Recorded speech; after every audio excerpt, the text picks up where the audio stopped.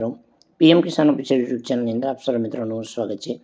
તો મિત્રો, આજના વિડીયોની અંદર આપણે વાત કરીશું પીએમ કિસાન યોજનાનું 19મા હપ્તાની તારીખ અંતર્ગત સૌથી મોટી જાહેરાત થઈ.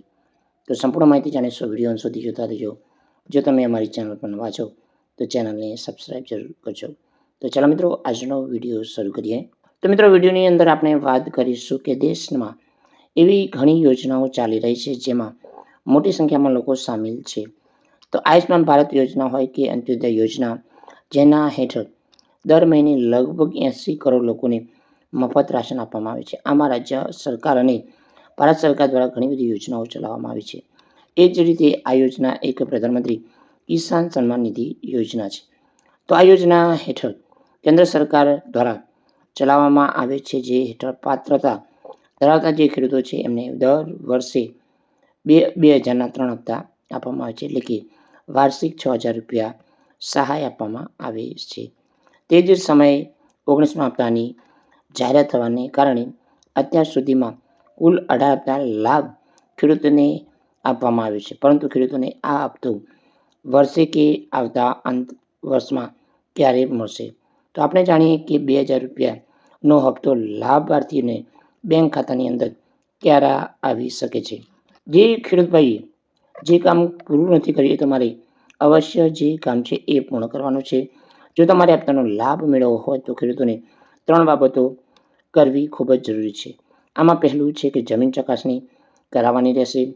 અને મિત્રો, આની અંદર આ કામ ન કરાવો તો આવનારો હપ્તો લાભથી વંચિત રહી શકશો.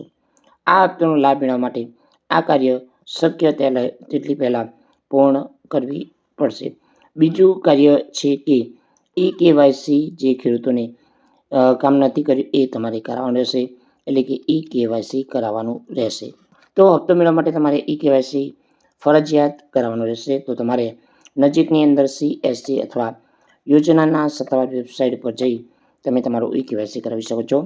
તો હપ્તો મેળવવા માટે ત્રીજું કાર્ય આધાર લિંક કરવાનું રહેશે. જે લાભાર્થીઓનું આધાર કાર્ડ બેંક ખાતા સાથે લિંક કરાવવાનું ફરજિયાત છે. જો તમે કામ નથી કર્યું તો તમારો હપ્તો અટકી શકે છે. 19મો હપ્તો ક્યારે બહાર પાડી શકે છે? તો પીએમ કિસાન સન્માન નિધિ યોજના લાભાર્થીઓ તરીકે જોડાવાના તમામ ખેડૂતો માટે વર્ષમાં 3 વખત 2000 રૂપિયા આપવામાં આવે છે, એટલે કે કુલ વાર્ષિક 6000 રૂપિયા આપવામાં આવે છે. તો મિત્રો, જે હપ્તાના લગભગ 4 મહિના અંતરાળમાં હપ્તો સરકાર બહાર પાડે છે. તો અગાઉ હપ્તો એટલે કે 18મો હપ્તો ઓક્ટોબરમાં બહાર પાડવામાં આવ્યો હતો. તો નિયમ અનુસાર આગામી હપ્તા માટે 4 મહિનાનો સમયગાળો જાન્યુઆરીમાં સમાપ્ત થઈ રહ્યો છે.